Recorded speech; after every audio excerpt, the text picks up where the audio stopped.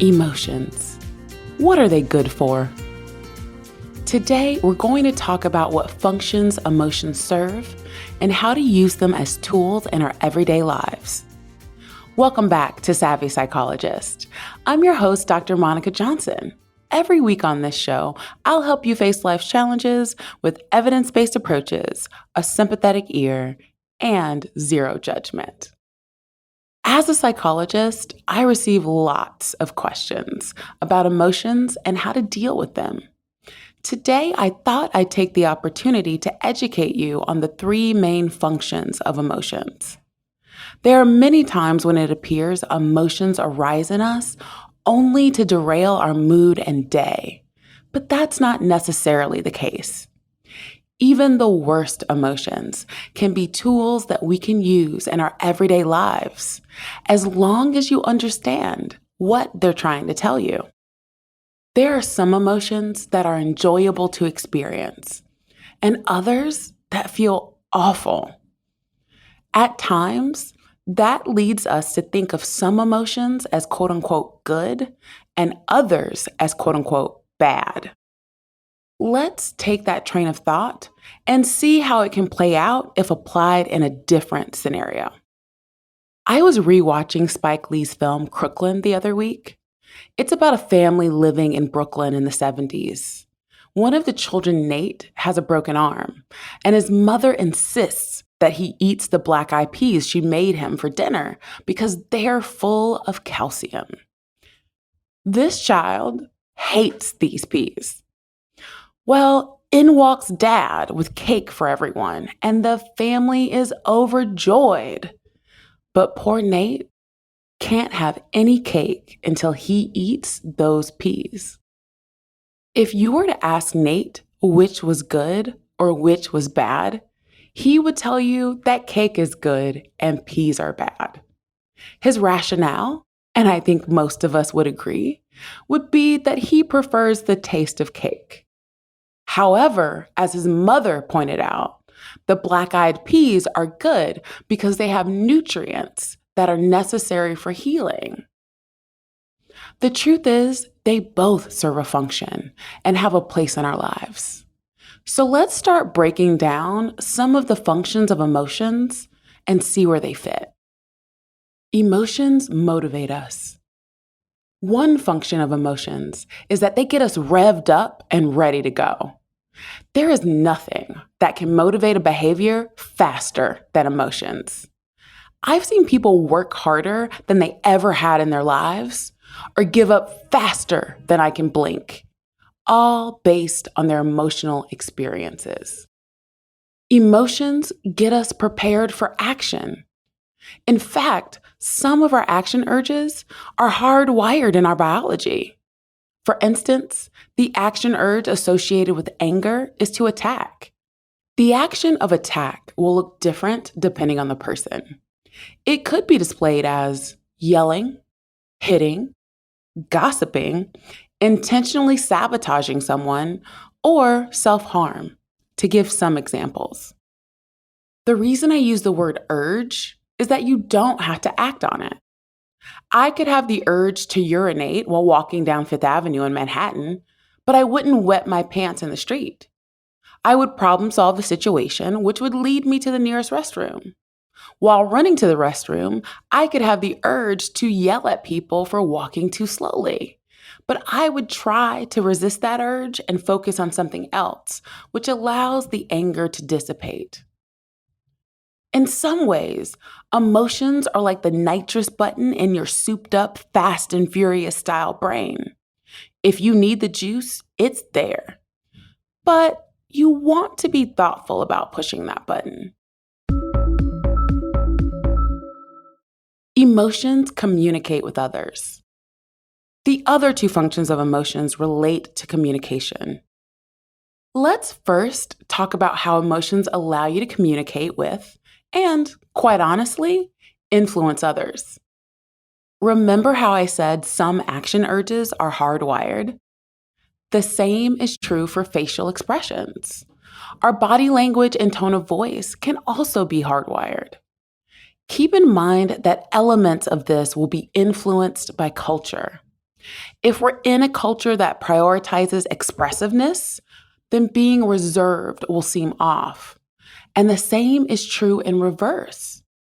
Whether we intend for it to be the case or not, these emotional signals are picked up by others. I've been introverted my whole life, and until I learned certain skills, people would perceive me as rude. I grew up in the South, and Southern culture is known for being hospitable. Hospitality requires you to be generally open, talkative, and friendly with everyone you meet. When I tell people about the South, I say, if you make eye contact with someone, you are now required to have at least a 5-minute conversation with them. Which meant that as a kid, I was trying my best not to make eye contact. And people would say things like, "Do you have fire ants in your britches? You walk so fast." Was I intending to be rude? Now, I live a life where people are genuinely surprised when I tell them I'm introverted. Spoiler alert, I feel the exact same way internally as I did when I was a child. I simply have a better understanding of emotions, self-care, and various coping mechanisms. When you understand that your emotions have an impact outside of yourself, you can make decisions about what you want that impact to be. Maybe you didn't really want to go to your partner's work shindig, but that doesn't mean you have to sit in the corner with a frown on your face. If it's important to your partner and it wasn't unreasonable for them to ask you to go, then you can make a decision to be open and socially engaged. As an aside, I want to be clear that this doesn't mean you have to pander to anyone and everyone. One of my favorite t-shirts I own is of the animated character Daria. It says, "I don't smile unless I have a reason." What I am saying to you is to know your reasons and go from there. For me, sometimes that means I will throw someone a small smile, but I still walk fast, so if you want that convo, better catch me if you can. Emotions communicate information to you. The other way that emotions communicate is internal. Your emotional reactions can give you important information about a situation. They can let you know you're doing all right, or be an alarm bell that something is wrong. The same way that a cut on my foot will send a pain signal to alert me that the skin is broken, and perhaps I should do something about it, emotions can do the same thing. Keep in mind that a signal doesn't tell you what to do, just that something is happening. The more you learn about emotions, the more sophisticated your alarm system can become. But it will always need you at the helm for optimal functioning. Let's go back to the example of going to a work gathering with your partner. To add more context, let's say in this example, you're in a cis-het monogamous relationship. You identify as female, and you see your partner talking to a woman. The woman laughs at something your partner says and touches his arm. You feel a pang inside that you classify as the emotion of jealousy, and your first thought is, who does she think she is? This is a classic example that I see at least weekly in my life. I want to caution you that sometimes we treat our emotions as facts. The more intense the emotion, the more strongly we believe them to be a fact. That pang of jealousy was a signal, but it's up to you to interpret it. If we assume our emotions represent the facts, we can use them to justify our thoughts and actions. This can get us into trouble if our emotions get us to ignore the actual facts of the situation. Like the fact that people use casual touch to communicate all the time without it having any kind of romantic connotation. Nate, in his conversation with his mother about the black-eyed peas, says, "All the calcium in the world ain't gonna make up for this nasty taste." If you approach your emotions with this type of attitude, you will walk around in life wondering why you aren't healing, and why you never get your slice of cake.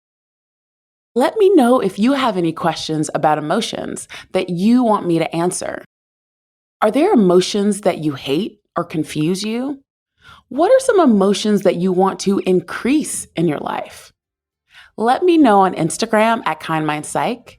You can also reach out to me via email at psychologist@quickanddirtytips.com or leave a voicemail at 929-256-2191.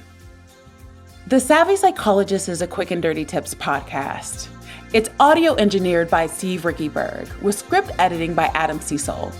Our podcast and advertising operations specialist is Morgan Christensen. Our digital operations specialist is Holly Hutchings. Our marketing and publicity associate is Davina Tomlin. And our intern is Cameron Lacey. Follow Savvy Psychologist on Apple Podcasts, Spotify, or wherever you listen to podcasts. That's all for this episode of Savvy Psychologist. Thanks for listening. I'll see you next week.